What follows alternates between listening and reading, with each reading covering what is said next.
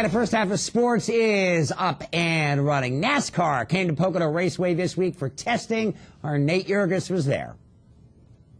400 is only 1 week away.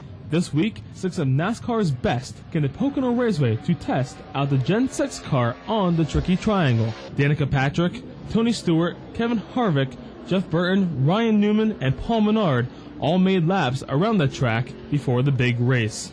With the now year-old pavement starting to fade and lose grip, the Gen 6 car is making up for it. It doesn't really feel a lot different than it did last year. I think, with the car having a little more grip, the racetrack losing a little bit of grip just from the winter and age in a year is everything is driving pretty much the same as it did last year. So how we get there from the setups and how we achieve that is much different than the past. But from a driver's standpoint, it's a lot of the same markers and things that you use of let-off points and back in the throttle. And with the track's long straightaways, it makes it one of a kind. This is a really unique racetrack. It really gives you a long time to think about what you're going to do next. And a lot of racetracks you go to, you're there before you can, before you think a whole lot about it. Here, you think about it some more, you think about it some more. Sometimes you second guess yourself. Well, maybe I shouldn't do that, And it's a very unique situation. But those long straightaways bring traditional passing, making it difficult. If you go through the corners well, you're going to go down the straightaways well.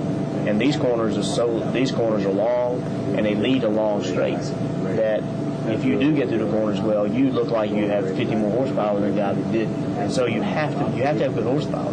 But what makes that horsepower work is getting to the corner.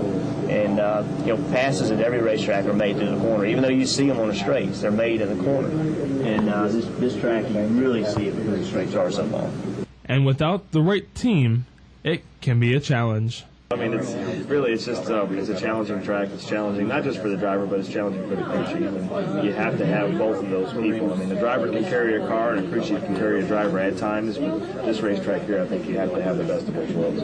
Pocono will always be known for not only its trickiness, but its beautiful outdoors, which Newman says he loves. Like I said, I really enjoy the area. I enjoy a lot of time fishing and enjoying the outdoors up here, as well as the racing. The party in the Poconos 400, presented by Walmart, is set for next Sunday at 1. Make sure to join us next Friday for more from Pocono Raceway.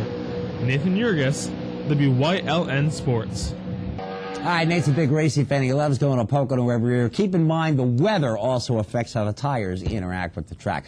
Well, Pete Rose's appearance at Coca-Cola Park on Father's Day has been canceled. Now, the Iron Pigs say it was due to circumstances outside of their control and that it will not be rescheduled. Rose was scheduled to sign autographs and throw out the first pitch as part of that 1980 Philadelphia Phillies World Championship team.